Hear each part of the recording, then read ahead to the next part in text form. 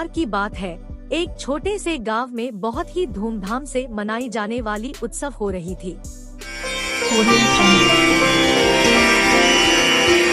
गांव के लोग इस उत्सव की तैयारी में बिना किसी थकावट के लगे हुए थे। इस उत्सव की वजह से सभी को खुशी मिल रही थी और उन्होंने अपने सभी कामों को छोड़कर इसे ढेर सारी धूमधाम के साथ मनाने का निर्णय किया। इस उत्सव के दौरान एक अजीब सा आदमी गांव में आया। वह अद्भुत और रहस्यमय था। उसने अपना नाम किसी से नहीं कहा और न तो उसके पास किसी छवि थी।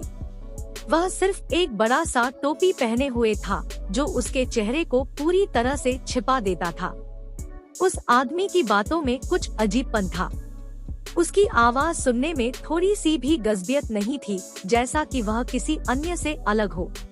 उसके पहुंचने के बाद उत्सव की भीड़ में अचानक ही एक आवाज उठी, देखो, वह ऐनक वाला आदमी आया है।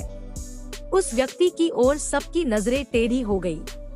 कोई उसके बारे में कुछ नहीं जानना चाहता था, लेकिन सभी उसके बारे में जानने की इच्छा भी रखते थे। उत्सव के दौरान वह अजीब सा व्यक्ति कई अनोखी कहानियां सुनाता रहा। उसने बच्चों को मनोरंजन के लिए कहानियां सुनाई, जिनमें जादू और राजा रानियों के किस्से थे। लोग उसकी कहानियों में खो गए और उसके साथ समय बिताने का मजा लिया। एक दिन, उत्सव के अंतिम दिन, उस अजीब व्यक्ति ने गांव के लोगों से विदा लिया। सभी लोग उसके जाने से बहुत ही उदास हो गए, क्योंकि उन्हें न तो उसका नाम पता था और न ही उसकी पहचान। फिर भी उत्सव के बाद गांव के लोगों का मनोरंजन का अनुभव बदल गया था।